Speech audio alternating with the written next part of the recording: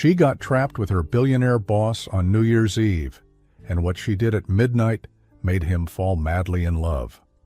She never planned to spend New Year's Eve with her boss, and definitely not alone, when an unexpected situation leaves her trapped with her billionaire CEO as the city counts down to midnight. Tension fills the room. They pretend it's just circumstance, just a few hours, just business. But as champagne glasses clink and the clock inches closer to 12, unspoken feelings surface. Glances linger longer, silence grows heavier, and boundaries begin to blur. Then, at midnight, she does something impulsive, something honest, something she never thought she'd dare to do. And in that single moment, everything changes, because what started as an awkward accident becomes the moment he realizes the truth. He didn't just fall in love, he fell madly in love. Before we continue, if you enjoy touching and inspiring stories like this one, make sure to subscribe to the channel and leave a like. Now let's get back to the story. Miss Carter, do you have anything to say for yourself? The question cracked through the ballroom like a dropped glass. Noelle Carter stood frozen beside the long white table, the city's wealth glittering around her in sequins and silk. Every face had turned.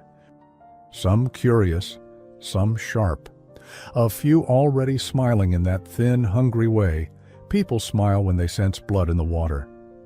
Her boss's sister had asked the question, loud enough for everyone to hear, polite enough to sound reasonable, cruel enough to leave a bruise. Noelle's fingers tightened around the champagne flute she hadn't even tasted. The crystal trembled, catching the light. Across the room the orchestra faltered, then tried to recover. Somewhere near the windows, a woman whispered her name. Not kindly. This wasn't how New Year's Eve was supposed to go. She'd spent all afternoon making sure the gala ran perfectly, seating cards aligned. Donor lists double-checked. Dietary requests remembered.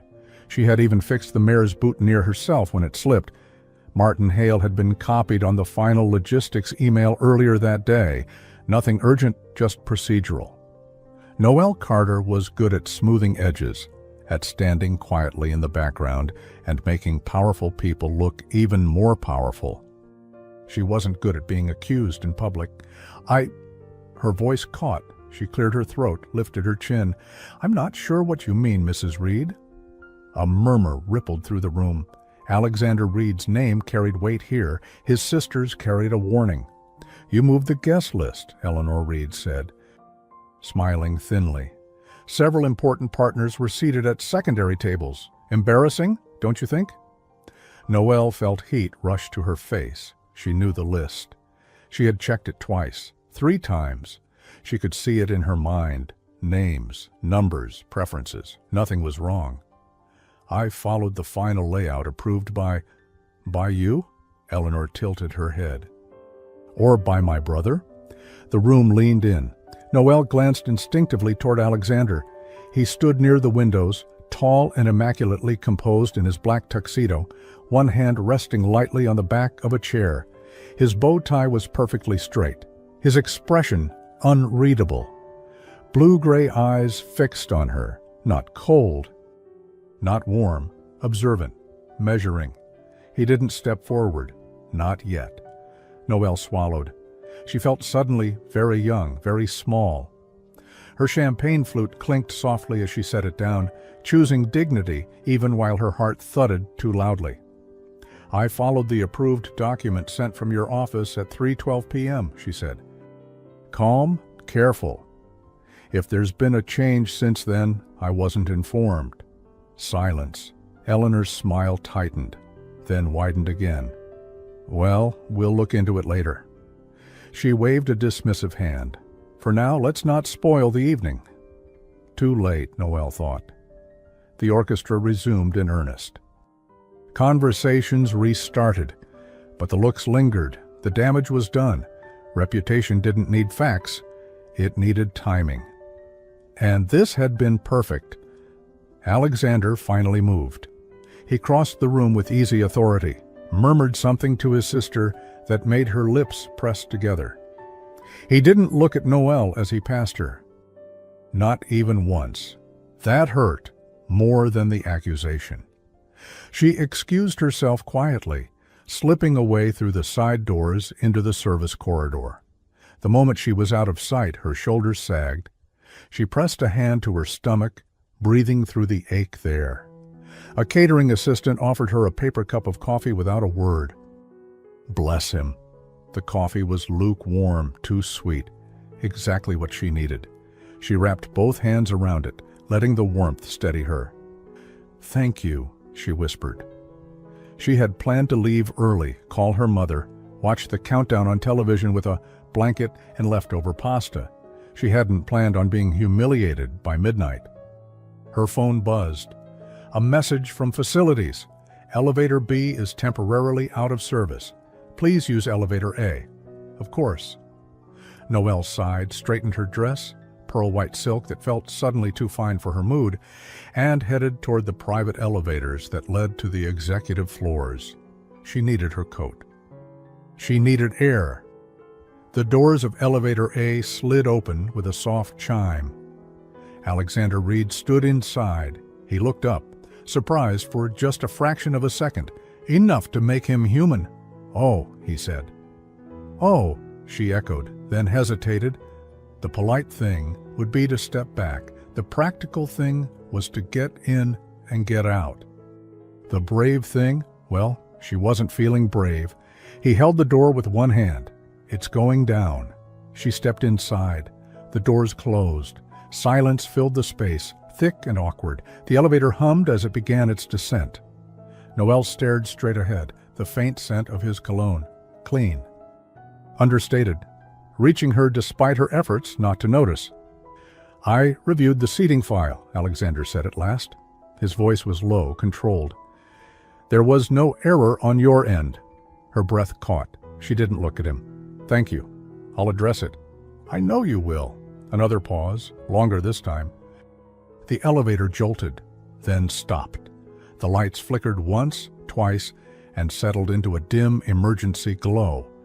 Noelle's heart jumped. Did it just... The elevator shuddered, then went still. A calm, mechanical voice chimed overhead. "We apologize for the inconvenience. Please remain calm." Alexander pressed the emergency button. Nothing happened. He exhaled slowly, rolling his shoulders once as if releasing tension. "Looks like we're stuck." Noelle let out a small, breathless laugh, the kind that escaped when panic didn't know where to go. "Of course we are." He glanced at her then, really looked. Her eyes were bright with unshed tears she refused to let fall. Her hands were clasped tightly around a small object he hadn't noticed before. A delicate silver key on a thin chain, old, worn smooth by time. "You okay?" he asked. She nodded, then shook her head, then nodded again. "I will be." The elevator was quiet again. Somewhere above, the music drifted faintly. A rehearsal of fireworks boomed in the distance. New Year's Eve, trapped together. Noelle leaned back against the mirrored wall, careful to keep space between them. Alexander loosened his bow tie slightly, then stopped himself, as if remembering who he was supposed to be. After a moment, he reached into his jacket pocket and produced 2 small, paper-wrapped sandwiches, clearly intended for later. A ghost of a smile touched his mouth. "I was told never to skip meals," she blinked, then laughed, a real laugh this time, soft and surprised. "I have coffee," she said, lifting the paper cup. They shared the food quietly, sitting on opposite sides of the elevator floor like 2 people in a very strange picnic.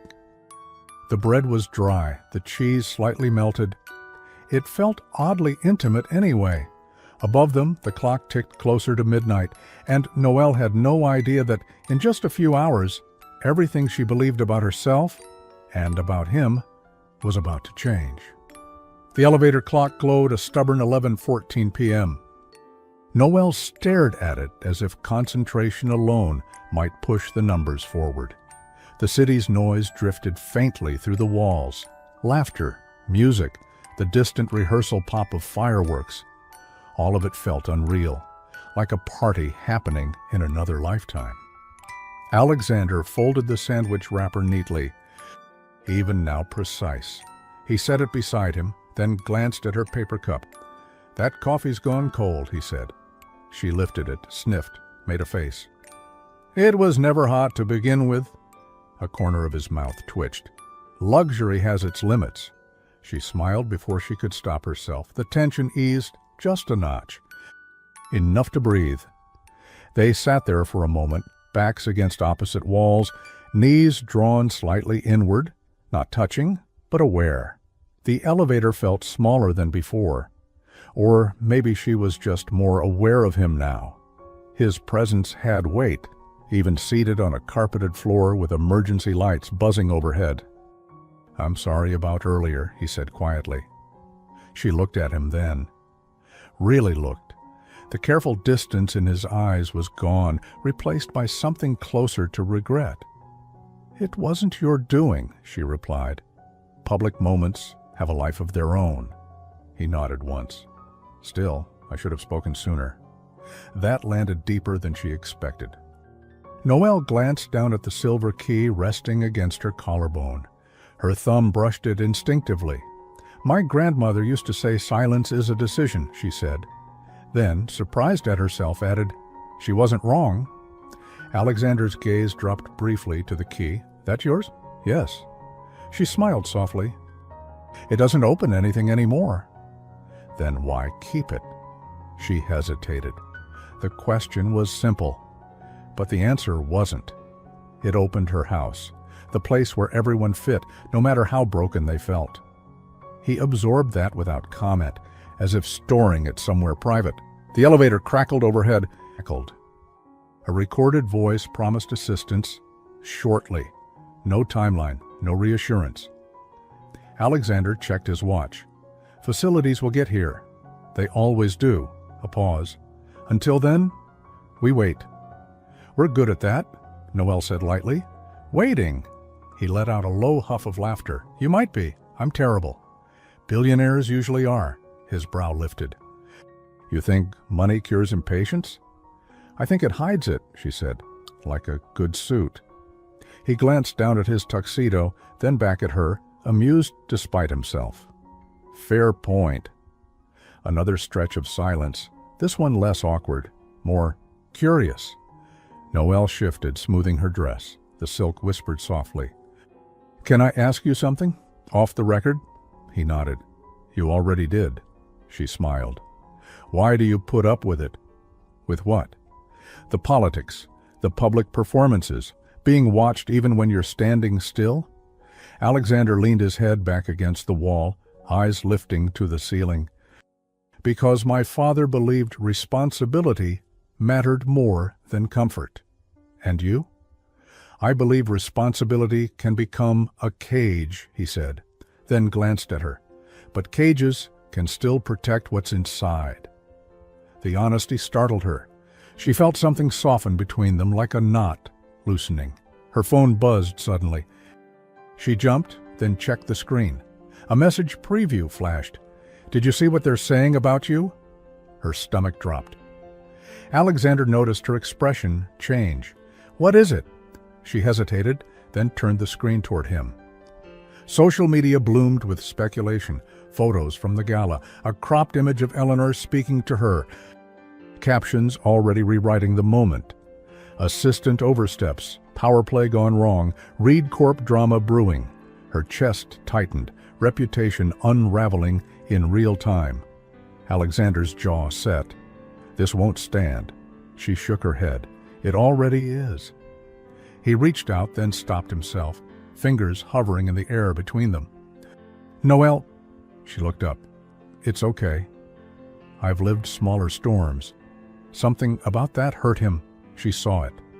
The way his eyes darkened, not with anger, but with resolve. The elevator lights flickered again, then, with a groan, went out. Darkness swallowed them. Noelle gasped, instinctively reaching out. Her hand brushed his sleeve. Solid, warm. "I've got you," Alexander said immediately, calm, certain. The emergency lights blinked back on seconds later, dimmer now. Their hands were still close, not touching. A breath away. She pulled back first, embarrassed by the rush of feeling. "Sorry." "Don't be," he said softly. To break the moment, she lifted the paper bag between them. "Last bite of sandwich?" He smiled. A fair negotiation. They shared it, laughing quietly when the bread crumbled. It felt strange and sweet. Two people stripped of roles passing food in a stalled box. Above them, the city roared louder. Cheers echoed faintly. Somewhere, someone practiced counting down. Alexander checked the time. 11:47. "Looks like we might ring in the new year right here," he said. Noelle swallowed. Trapped. With him, with rumors spreading, with her heart doing things it hadn't done in years. She touched the silver key again, grounding herself. Outside, fireworks began to test the sky. Inside the elevator, the space between them felt charged, as if something unspoken was waiting for the exact right second to be said, and the clock kept moving. The city outside erupted into early fireworks, impatient, sparkling bursts that rattled faintly through the elevator shaft. Noelle flinched despite herself. Alexander noticed. "Startle you?" "Just memories," she said, then smiled as if that explained everything. It didn't. But he didn't push. The emergency lights hummed overhead, softer now, casting gentle shadows across the mirrored walls. The elevator felt less like a trap and more like a pocket of suspended time. Above them, somewhere between floors, the year was quietly dying. Alexander checked his phone. No signal. He turned it face down, an unconscious act of surrender. "Well," he said, clapping his hands once lightly, "we can either sit in silence and imagine worst-case scenarios, or we can pretend this is intentional." She lifted an eyebrow. "You intentionally trap your employees in elevators?" "Only the competent ones." She laughed, a quick, surprised sound that warmed the space between them. "Then I suppose I should be flattered." He smiled fully now, not the polite, practiced version she saw in meetings. This one reached his eyes. "Hungry?" he asked. She glanced at the empty sandwich wrappers. "Only if crumbs count." He rummaged in his jacket again and, with a small triumph, produced a chocolate bar. Slightly melted, clearly forgotten. Her eyes widened. "You're full of secrets." "Don't spread it around," he said. "I have a reputation." They broke the chocolate in half. Unevenly, she protested. He insisted. The sweetness melted on her tongue, oddly comforting. A small victory, a shared indulgence. She leaned back, knees drawn up slightly. "My mother would say chocolate fixes most things." "And your grandmother?" "She'd say it reminds us we're still alive." Alexander considered that. "I like them already." Noelle smiled, then grew thoughtful. The silver key slipped from beneath her dress again. She turned it slowly between her fingers, the metal catching the emergency light. "My grandmother lost her house when I was 12, she said, surprising herself with the confession. "Bad paperwork." Worse timing. One mistake, and suddenly everything she'd built was gone. Alexander watched her closely, didn't interrupt. "She never stopped setting the table for holidays," Noelle continued. "Even when there was barely room, she'd lay out plates like dignity itself depended on it." He nodded. "Sometimes it does." She met his gaze. "That's why tonight hurt." "I know," he said quietly. Another vibration shook the elevator, this one longer. The light steadied, then dimmed further. A voice crackled through the speaker, distorted. "Attention! Elevator A, assistance en route. Please remain." Static swallowed the rest. Noelle exhaled. "That's not comforting." Alexander chuckled.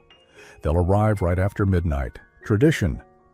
She glanced at the glowing numbers above the door. 11:53, 7 minutes. Her phone buzzed again, despite the signal. A text from her younger cousin, bold and blunt as ever. "Are you really with him?" Noelle groaned softly. Alexander caught the expression. "Bad news?" "Curious relatives," she said. "They treat gossip like a competitive sport." He hesitated, then said, "For what it's worth, I won't let this affect your position or your name." She looked at him sharply. "I didn't ask for protection." "I know," he replied evenly.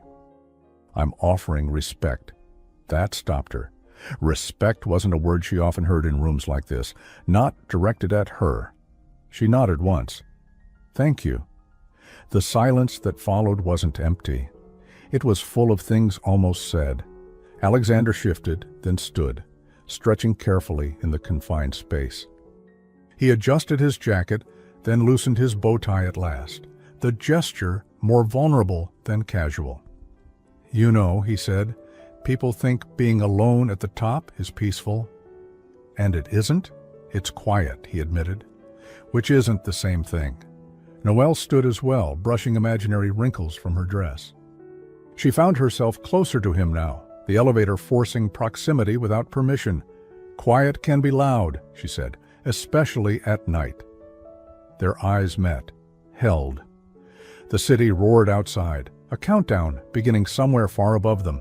10, 9, 8. Alexander swallowed. Noelle. 7. She felt the moment tightening. Like a breath held too long. 6.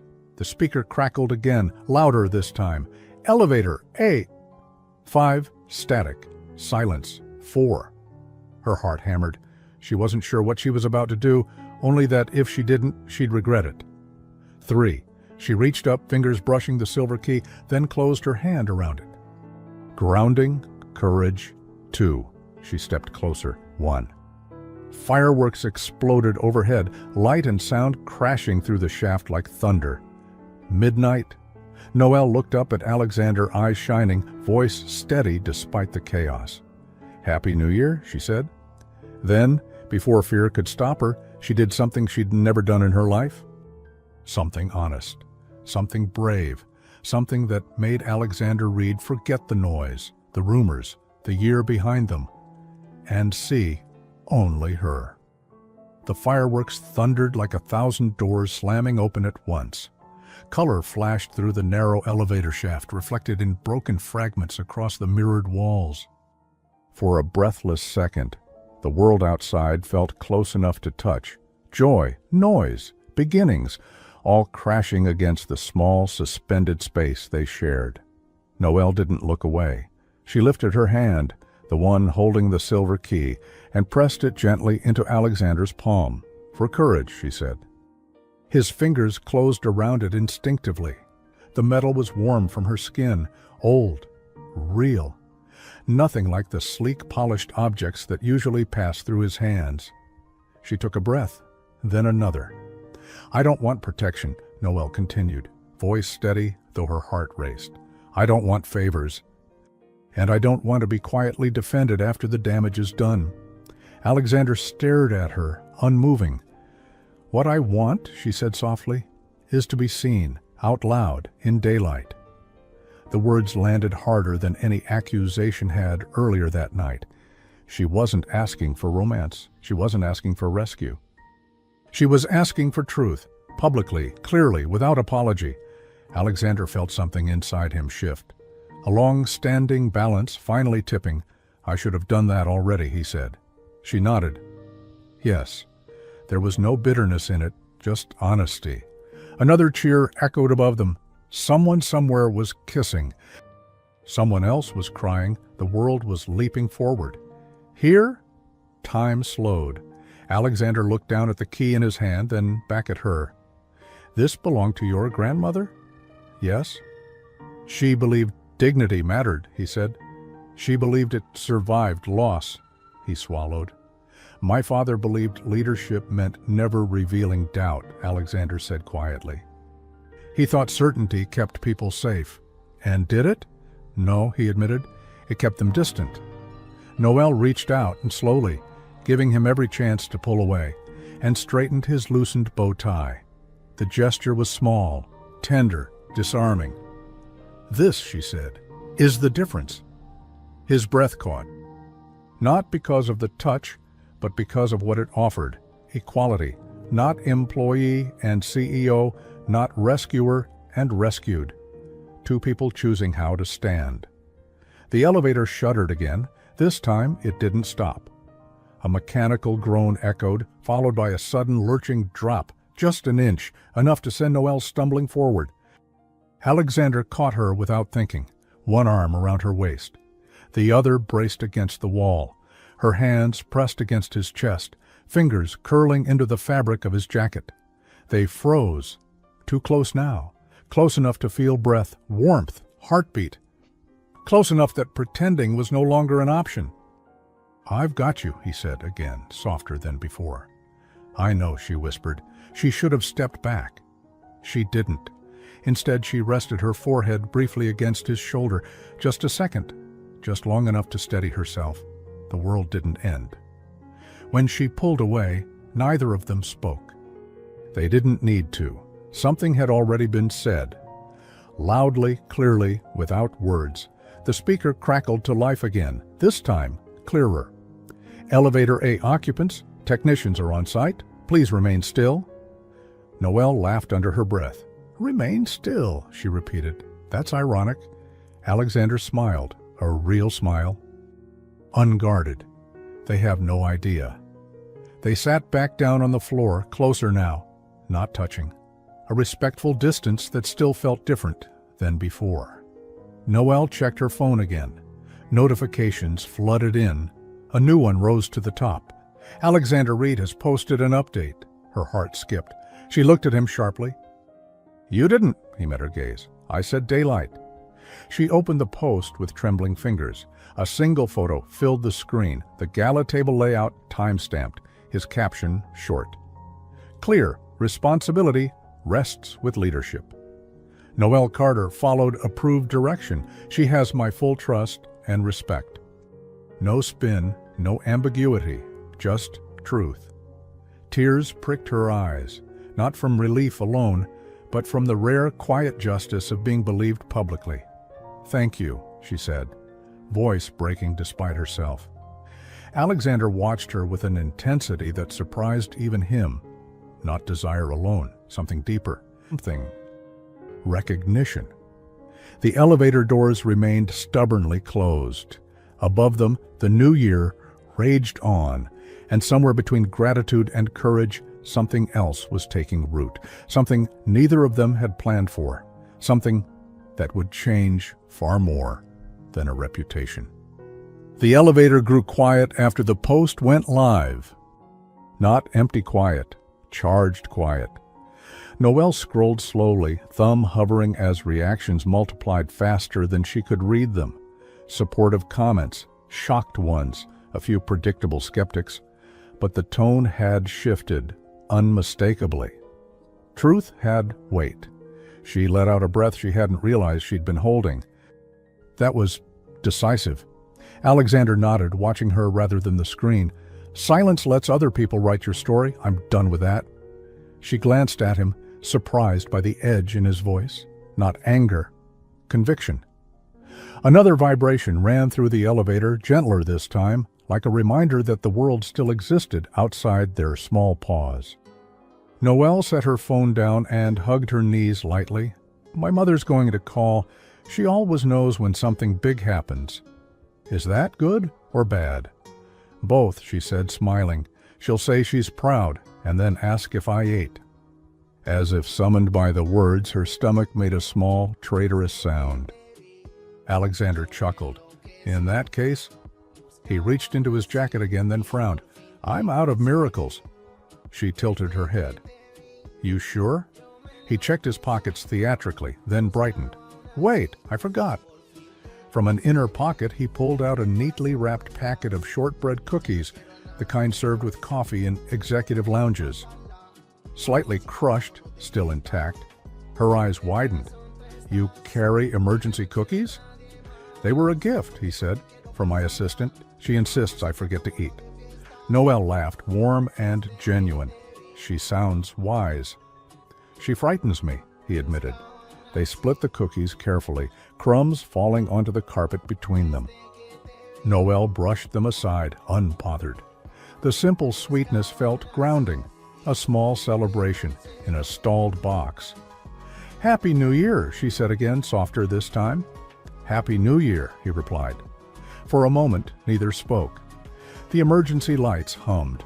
Fireworks boomed more distantly now, the city settling into its first minutes of tomorrow. Noel noticed Alexander studying the silver key still resting in his palm. He turned it over once, then held it out to her. "You should have this back." She shook her head gently. "Keep it, for now." "Why?" "Because tonight," she said, choosing her words, "you unlocked something that wasn't about money or control. I'd like you to remember how that felt." He closed his fingers around the key again, slowly, reverently. "I will," he said. Another crackle from the speaker overhead. "Elevator A, repairs ongoing, estimated release time, 15 minutes. Noel groaned playfully. They always add time. Alexander smiled. "It's a negotiation tactic," she glanced at him. "You'd know." Unfortunately, they shared a look. One of those small, companionable moments that felt earned. Her phone buzzed again. This time, it was her cousin. "Wow. Okay. I take it back. He's a decent human. Also, are you okay?" Noel laughed and typed back quickly. "I'm fine. Just stuck." She hesitated, then added, "But not in a bad way." Alexander raised an eyebrow. "Good news?" "Surprisingly, yes." He leaned back against the wall, folding his long legs carefully in the limited space. "You know this will complicate things." "Yes," she said. "That's why I'm not pretending it won't." He studied her, respect deepening. "We'll handle it properly, transparently. If anything changes, it won't be because of pressure," she finished, "on either side." He nodded once. Agreement, a line drawn with care. The elevator jolted slightly, then steadied. Progress. Noel exhaled. "Can I admit something a little embarrassing?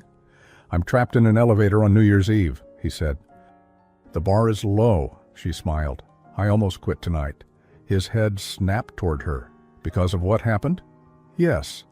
And because I was tired of shrinking to fit rooms that didn't notice me unless I made a mistake." "That would have been a loss," he said quietly. "For the company?" she teased. "For me," he corrected. The word hung there, honest, unadorned. Her heart skipped, not wildly, not foolishly, just enough to be noticed. Another rumble. The elevator lights brightened slightly, then steadied. Noel stood smoothing her dress again. "Looks like we might be rescued." Alexander stood as well, closer than before. Still careful, still respectful. "I'm glad it was you," he said. She met his gaze. "Me too." The speaker crackled once more. Preparing to open doors. The sound of tools echoed faintly above them. Voices. Movement. Noel reached out without thinking and touched the silver key once more, now peeking from his hand.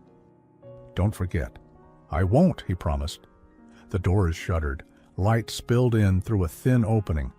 And just as the outside world rushed back toward them, waiting with its questions, its rules, its watchful eyes, Alexander leaned in slightly and said, low enough that only she could hear, "When this night ends, I'd like to start something new.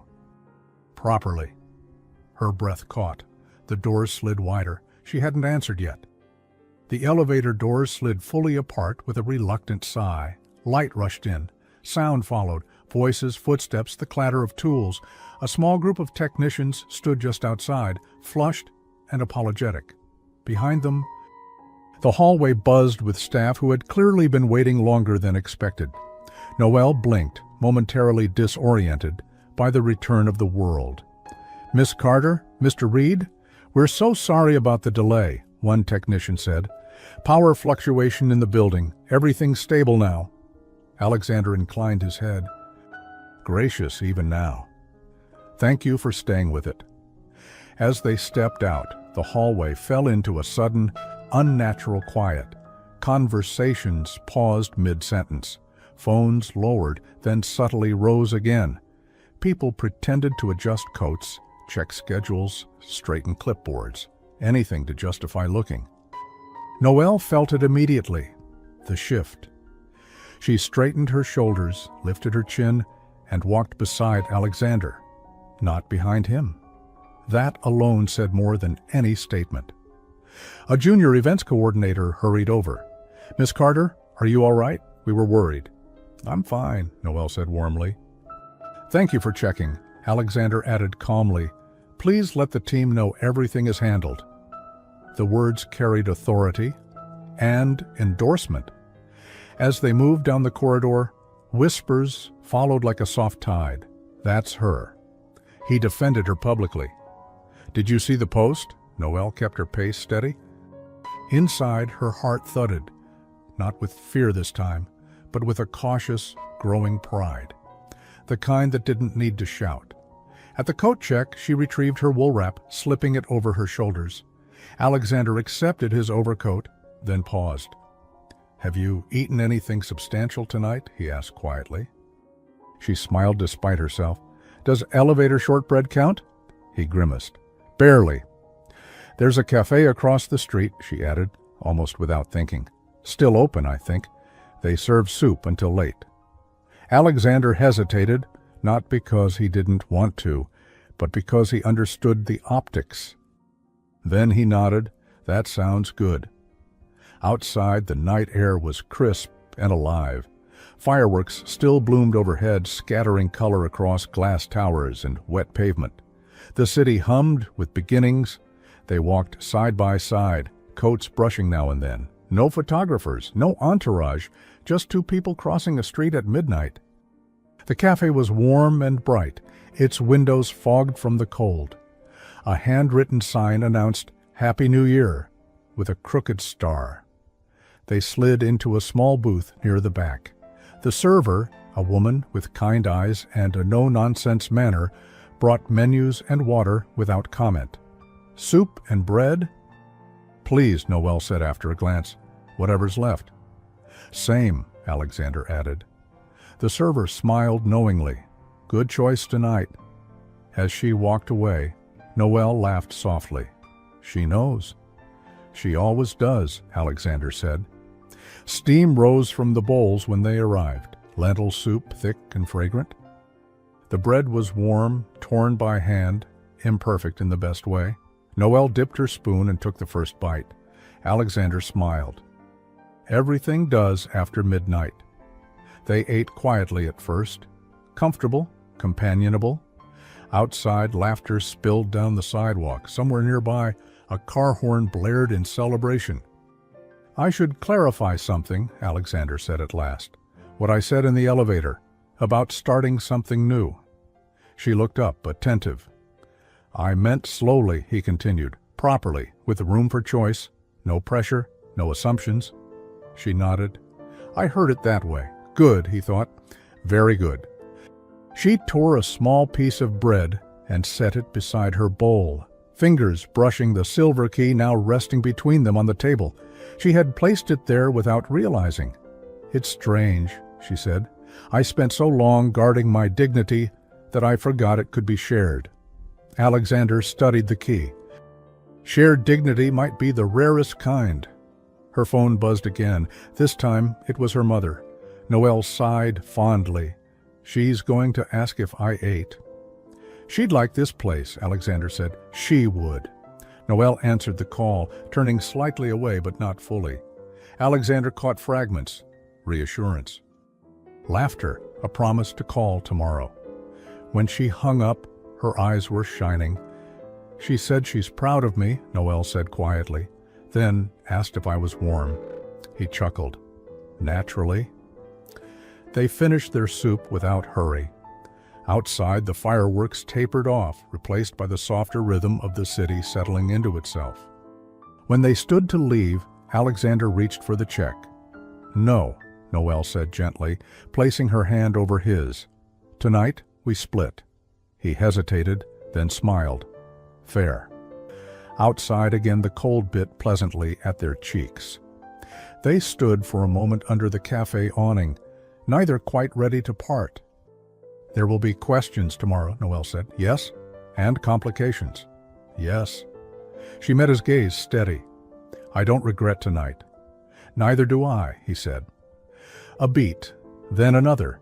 He reached into his coat pocket and withdrew the silver key, pressing it carefully back into her palm. "For when you need it," he said. She closed her fingers around it, feeling its familiar weight. "I will." Across the street, a car idled.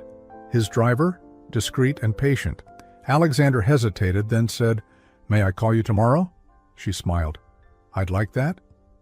As he stepped back, the distance between them felt intentional, not a wall, but a promise waiting to be crossed. Noelle watched as he walked toward the car, then paused and looked back at her. Something unreadable in his eyes.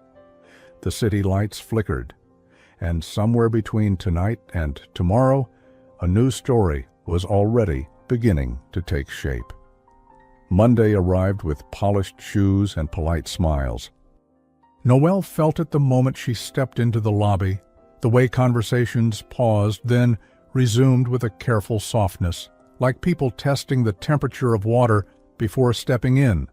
Her name had settled into the building, no longer whispered, but spoken with something closer to respect. The silver key rested in her palm as the elevator rose. She hadn't meant to bring it out, yet there it was again, grounding her, a reminder that dignity could survive storms, and sometimes even redirect them. When she stepped onto her floor, a small, unexpected thing happened. Applause. Not loud, not theatrical, just 3 people near the copy station clapping awkwardly. Smiling with relief, one of them, a junior coordinator, gave her a thumbs up. Noelle blinked, then laughed softly. "Good morning," she said, warmth steadying her voice. "Morning, Miss Carter," someone replied. Not rushed, not dismissive. She walked to her desk, set down her bag, and breathed out slowly. Micro-victory. Her inbox, though, told a more complicated story. Messages from colleagues, congratulatory notes, a few cautious invitations to discuss alignment, and one calendar request that made her shoulders tighten. Eleanor Reed, 10:30 a.m., conference room C. So. That was coming. Noelle poured herself coffee in the break room. Dark, strong, exactly how she liked it. She took a small sip, letting the heat settle her nerves. "You look taller," a voice said. She turned to see Martin Hale leaning against the counter, stirring cream into his cup. He wore charm like a well-tailored jacket, easy, practiced, always a little too smooth. Martin had once been her supervisor, once, before he moved sideways into a role that looked important but lacked real influence. "Good morning, Martin," she said evenly. He smiled. "You caused quite the stir." "I corrected a mistake," she replied. "Publicly," he added, tilting his head. "Some people don't appreciate that." "Some people," she said lightly. "You shouldn't make public accusations." His smile thinned, just a fraction. "Careful, Noelle. Visibility has a cost." She met his gaze without flinching. So does silence. For a moment, something colder flickered behind his eyes. Then it vanished, replaced by an almost admiring look. "You've changed," he said. "Oh, I've been revealed," she corrected. He chuckled softly. "We'll see how long it lasts." As he walked away, Noelle exhaled. Rivalry often arrived disguised as concern. She recognized it now. At 10:30 sharp, she stood outside conference room C. The door opened before she knocked. Eleanor Reed sat inside, immaculate as ever, hands folded, expression unreadable. "Miss Carter," Eleanor said, "please, sit." Noelle did. "I won't waste time," Eleanor began. "What happened Friday was unfortunate." "Yes," Noelle agreed. A pause. Eleanor studied her carefully. "My brother has a tendency toward dramatic clarity." Noelle kept her voice calm. "He told the truth." "He told the truth," Eleanor replied. "There are always layers." Noelle leaned forward slightly. "And some layers hide responsibility." The air shifted. Eleanor smiled, not unkindly, but not warm. "You're braver than I expected," Eleanor said. "I learned from women who had no choice," Noelle replied. Another pause, longer this time. "At any rate," Eleanor said, standing, "the matter is closed, officially." "Unofficially?" Eleanor's gaze sharpened. This company values loyalty." "So do I," Noelle said. "That's why I stayed." Eleanor nodded once. "We'll be watching." Noelle rose, smoothing her skirt. "So will I." When she left the room, her legs trembled, just slightly. She welcomed the feeling. Courage often came with a cost. After that morning, Eleanor Reed was mentioned less often in strategy discussions. Still present, still polished, but no longer central. At noon, her phone buzzed. "Alexander, lunch?" "Cafe on 5th. Quiet corner." Her heart lifted. Not wildly, just enough to feel noticed. The cafe was calm, sunlight streaming through tall windows. Alexander stood when she arrived, greeting her with a smile that was professional at a distance and personal up close. They ordered soup again, unintentionally smiling at the coincidence. "How was the morning?" he asked. "Eventful," she said. "Your sister requested a conversation." His jaw tightened briefly. "And?" "She didn't apologize," Noelle said, but she acknowledged. "That's progress," he said. She studied him. "You knew this would stir things." "Yes." "And you still did it." "Yes," he said again. "Because some lines matter more than calm." She reached into her bag and placed the silver key on the table between them. Alexander glanced at it, then at her. "You carry it like armor." "More like a compass," she said. They ate quietly for a moment. Outside, the city moved on, unaware of the small negotiations happening between them. "There's something else," Alexander said carefully. Martin Hale requested a strategy meeting. Noelle's spoon paused midair. "About what?" "About you," he said, framed as concern. She smiled faintly. "Of course it is." "I won't entertain it," Alexander added, "but I wanted you to know." "Thank you," she said. Transparency works both ways. Their eyes met. Something steady passed between them.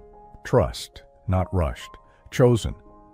As they stood to leave, Alexander lowered his voice. "Not everyone will applaud." "I know," Noelle said, "but I won't shrink again." Outside, a gust of wind lifted her hair. Alexander reached out instinctively. Then stopped, catching himself, respecting the space she'd earned. She smiled at the restraint. Across the street, Martin Hale stood talking to someone on his phone, eyes following them with a calculating calm. Noelle felt it, the shift before a storm. She closed her fingers around the silver key. Some prices were worth paying, and some battles hadn't yet been named. The email arrived at 8:06 a.m. Noelle saw the subject line before she'd even taken off her coat. "Confidential, internal review request." Her stomach tightened, not with panic but with recognition. This was the shape trouble took when it wanted to look respectable. She didn't open it right away. Instead, she walked to her desk, placed her bag down carefully, and reached into the side pocket where the silver key rested. Her fingers curled around it. Solid, familiar. Then she opened the email. It was written in careful language, concerned language, the kind that smiled while sharpening its edges. A request for review of potential boundary confusion, a suggestion of undue visibility, a polite implication that professionalism might have been blurred. No names were stated outright. None were needed. Noelle leaned back slowly, eyes lifting to the ceiling. Around her the office hummed, keyboards tapping, phones ringing, the ordinary world continuing as if nothing had shifted. She forwarded the email to Alexander with a single line, "We should talk." His reply came less than a minute later. "Already on my way."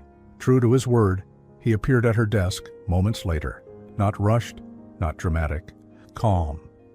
Intentional. Several heads lifted, then pretended not to. "Conference room?" he asked. She nodded. Inside the glass-walled room, sunlight streamed in bright and unashamed. Alexander closed the door but didn't draw the blinds. "No secrets," he said. "Not anymore." She handed him her phone with the email open. He read it once, then again. His jaw tightened, not in anger, but in disappointment. "Martin," he said quietly. "Yes." "They're trying to reframe integrity as impropriety," Alexander said. "It won't work." "It might," Noelle replied honestly. "People like simple stories." Alexander met her gaze. "Then we'll give them a clear one." He tapped the table lightly. "Lunch, today, public place. I'll bring legal and HR, not as a shield but as witnesses." She studied him. "That will feed the rumor mill." "It will starve the lie," he countered. She considered, then nodded. "All right." At noon, they walked into the cafe on Fifth together, not side by side this time, but deliberately spaced, greeting colleagues as they arrived. Legal sat 2 tables away. HR joined shortly after. It felt formal, transparent, careful. They ordered soup, again this time tomato basil with grilled cheese cut neatly in half. Across the room, Martin Hale sat alone, pretending not to watch. His phone lay face up beside his plate, screen lighting up with incoming messages. At one point, a young intern walked past Noelle's table and whispered, "You handled that so well last week." Noelle smiled. "Thank you." A small thing. All a micro-victory, the kind that didn't show up in reports.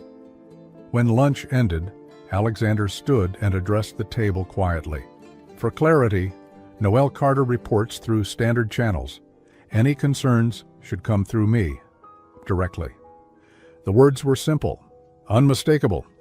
By mid-afternoon, the email thread had cooled. The review request quietly paused. Martin's calendar mysteriously cleared for the next 2 weeks. Still, Noelle felt the aftershocks. That evening, Alexander texted her, "Dinner, my place. Chef canceled. I promise something simple." She hesitated, and not because she didn't want to go, but because she wanted to choose it freely. "Only if it's truly simple," she replied. "Grilled chicken, vegetables, and honesty," he wrote back. She smiled. His apartment was warm and understated, not ostentatious, not cold. Books lined the walls, family photos sat quietly on shelves. One framed picture caught her eye, a younger Alexander standing beside an older man with kind eyes. "My father," he said, following her gaze, "before everything became loud." They cooked together without ceremony. She chopped vegetables. He handled the pan. At one point, he nearly burned the garlic, and she laughed, reaching over to rescue it. "See," she teased, "billionaires are fallible." He smiled. "Especially when observed." They ate at the kitchen island, plates mismatched, the food honest and filling. A shared meal that felt like a choice, not a statement. Afterward, they sat with tea, steam curling upward between them. "I won't pretend this is easy," Alexander said, "for you or for me." "I wouldn't trust you if you did," Noelle replied.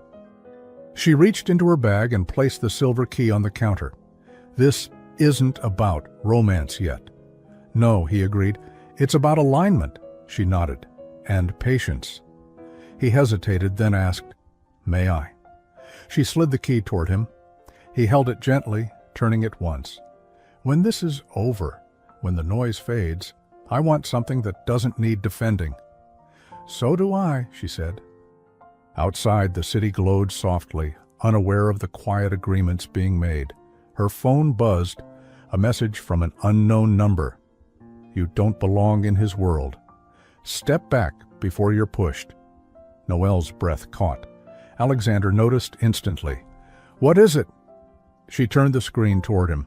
His expression hardened, not with fear, but with resolve. "They've moved from whispers to warnings," he said. She closed her fingers around the key, steadying herself. "Then we're closer to the truth." He looked at her, something fierce and protective rising, then deliberately softened. "We'll handle this," he said, "together with daylight." Outside, a siren wailed faintly.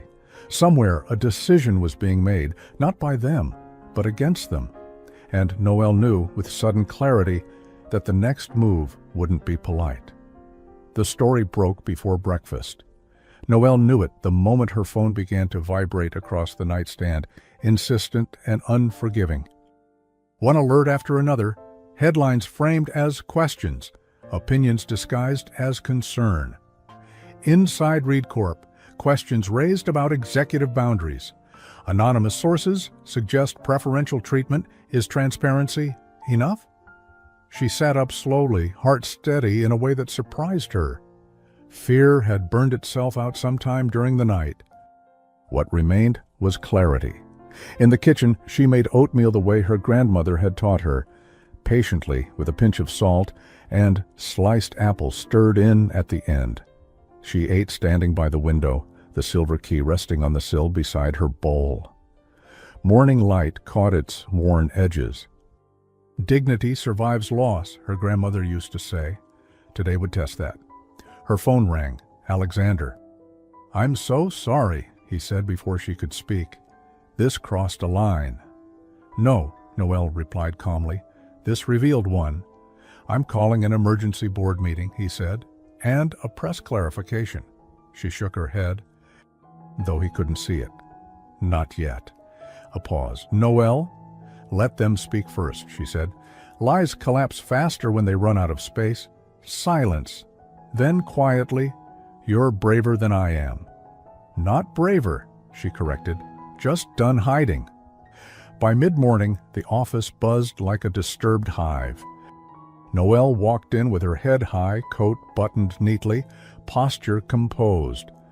Conversations softened as she passed, some sympathetic, some speculative. Martin Hale stood near the windows, holding court with two senior managers. He looked almost regretful when he saw her, the expression of a man who believed himself justified. "Noelle," he said, approaching. "Rough morning." She met his gaze evenly. "Truth often is." "You didn't need to make this personal," he said gently. She smiled. "Neither did you." At 11, an all-staff meeting was called. Noelle took a seat near the middle, visible but not performative.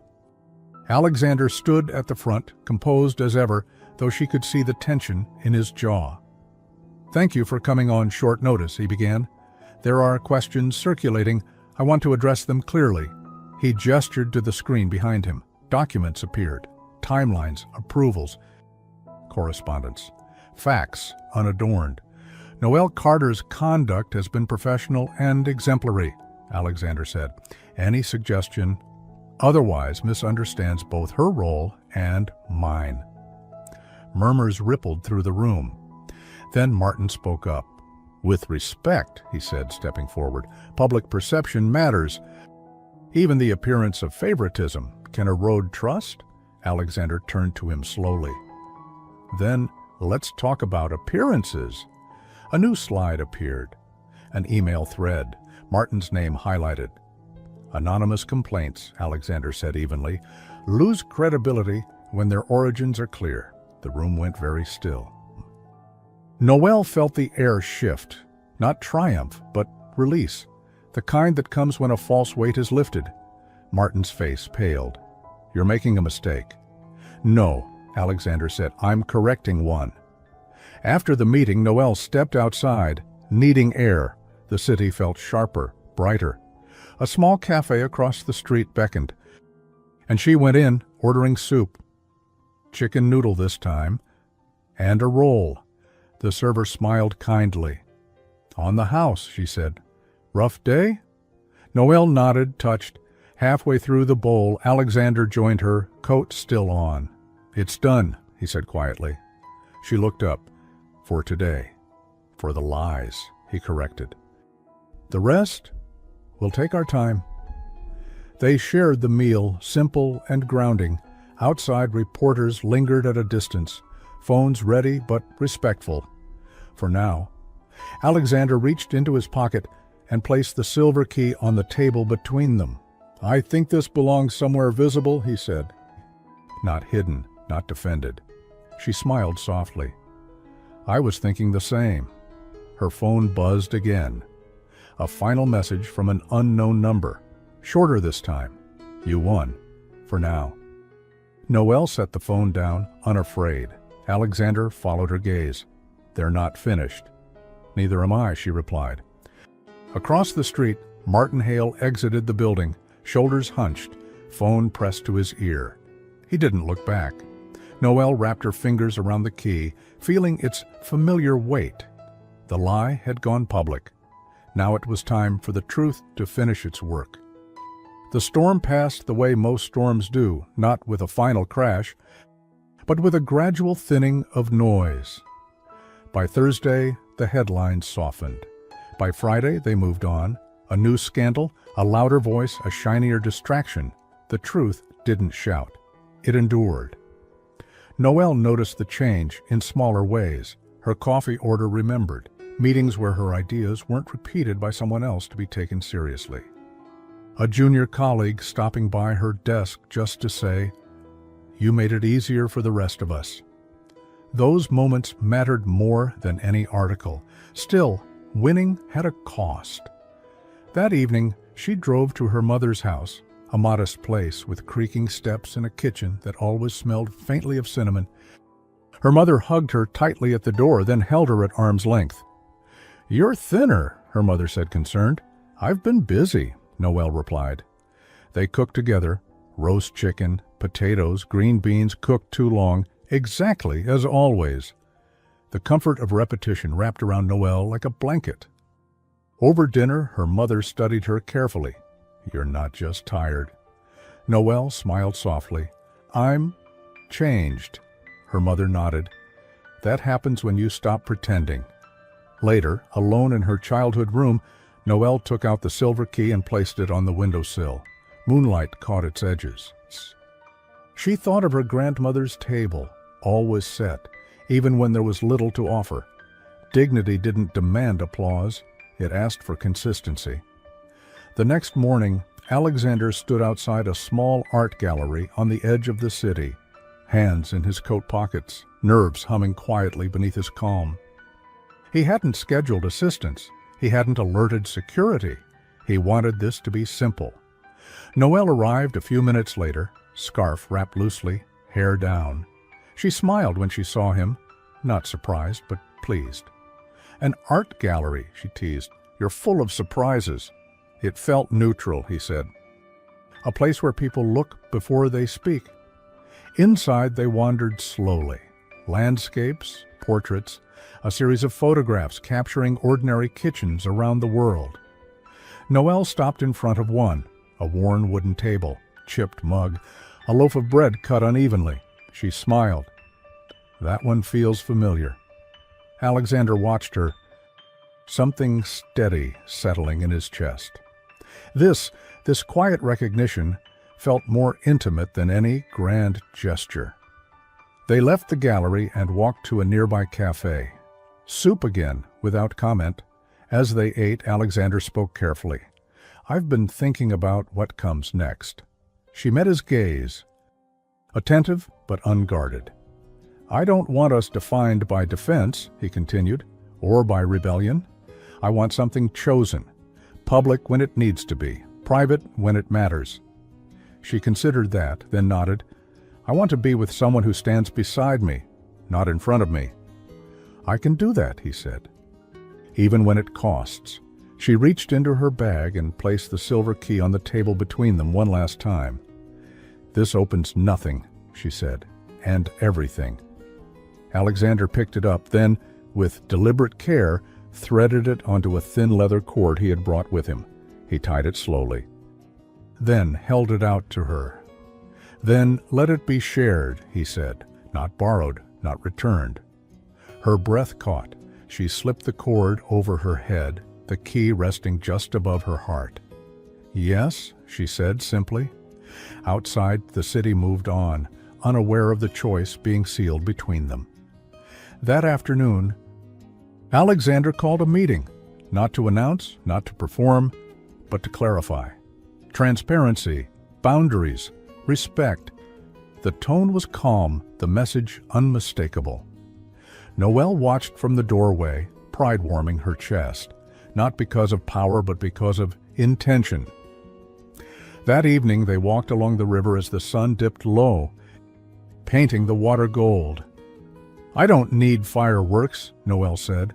"I've had enough of those," Alexander replied. He stopped walking, turned to her fully. "Noel Carter," he said, voice steady. "I choose you, not as an exception, as a partner." Tears pricked her eyes, not from overwhelm but from relief. "I choose you too," she said, with eyes open. He took her hand then, openly, unmistakably, not hurried, not hidden. Across the river, lights flickered on, one by one. The world hadn't ended when the lie went public. It had widened.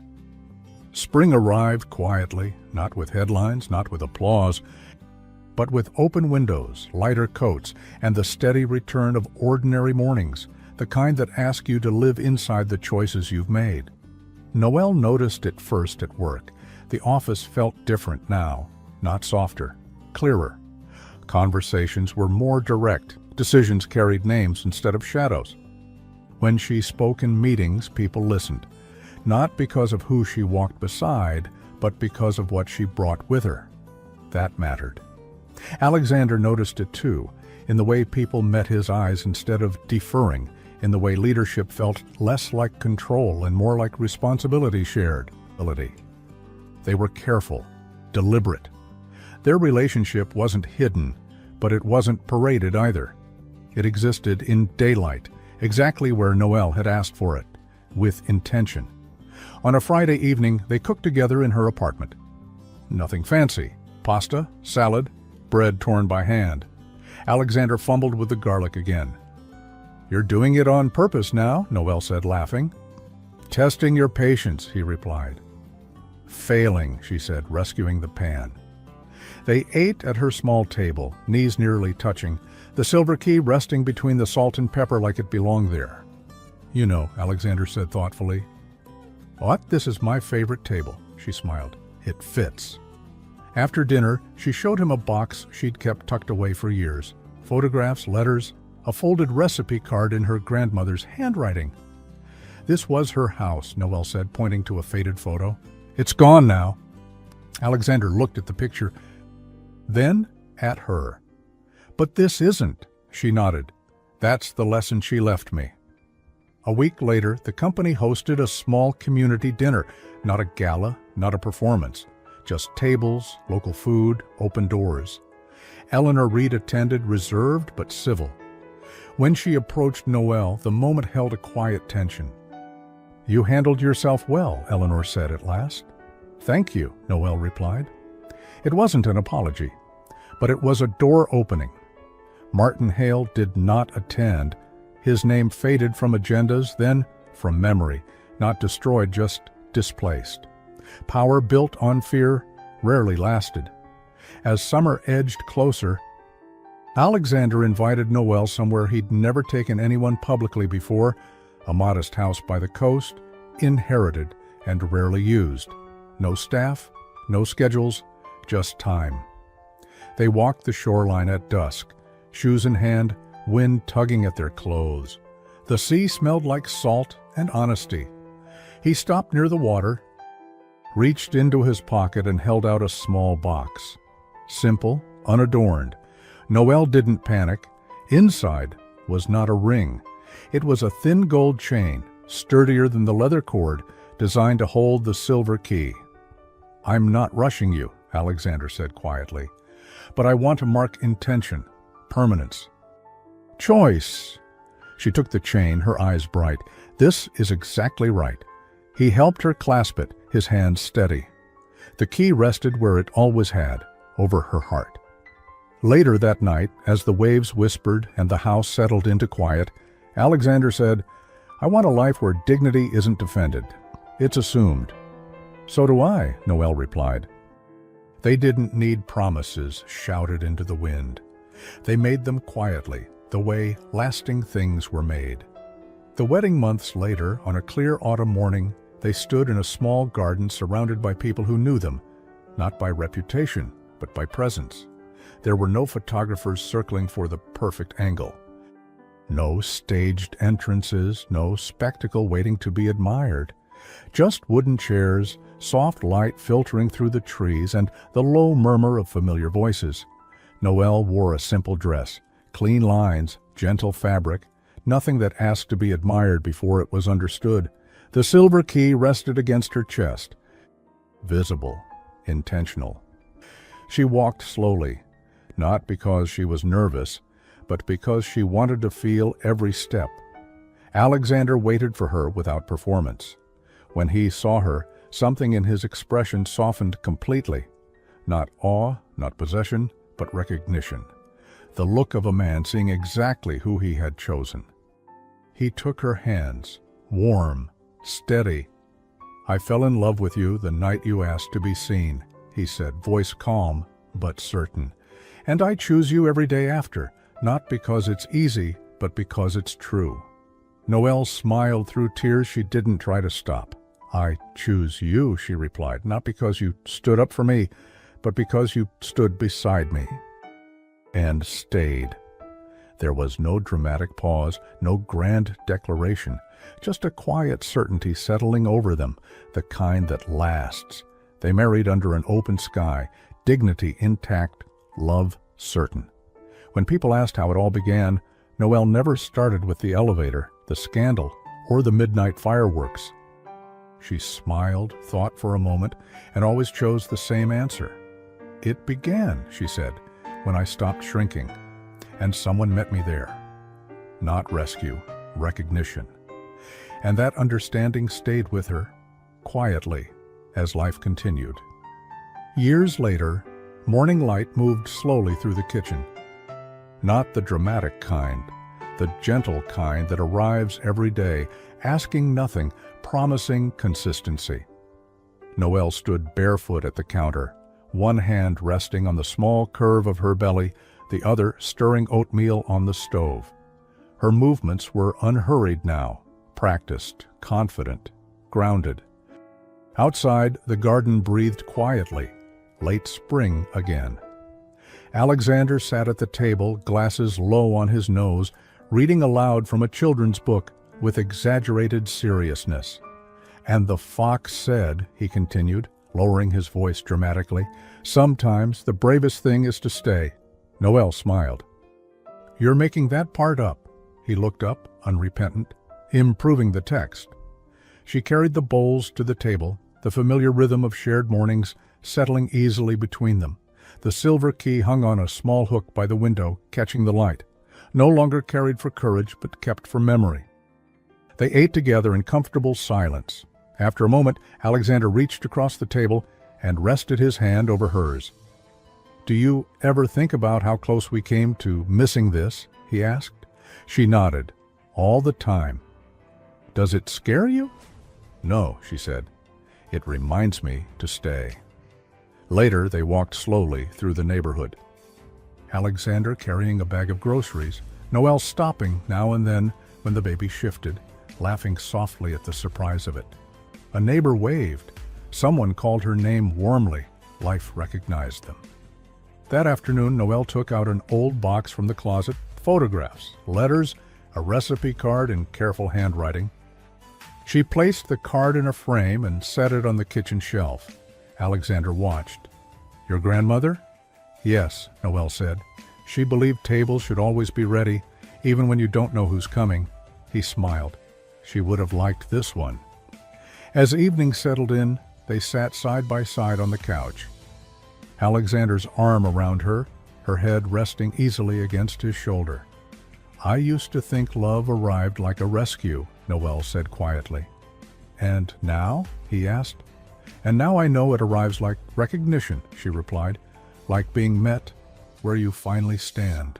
Alexander pressed a kiss to her temple. Not dramatic. Not urgent, certain. Outside, the world moved forward. Seasons would change. Challenges would come as they always did. But inside this house, dignity lived openly. Love stayed without proving itself. And the future waited, not as a promise shouted into the night, but as a morning that would arrive again tomorrow. Steady, chosen, whole, the end. Some love stories aren't about being saved. They're about being seen and choosing to remain. If this story touched something in you, You're not alone. Share your thoughts in the comments, like the story if it moved you. Subscribe for more stories of dignity, love, and second chances. And rate this story from 0 to 10. Thank you for being here. See you in the next story.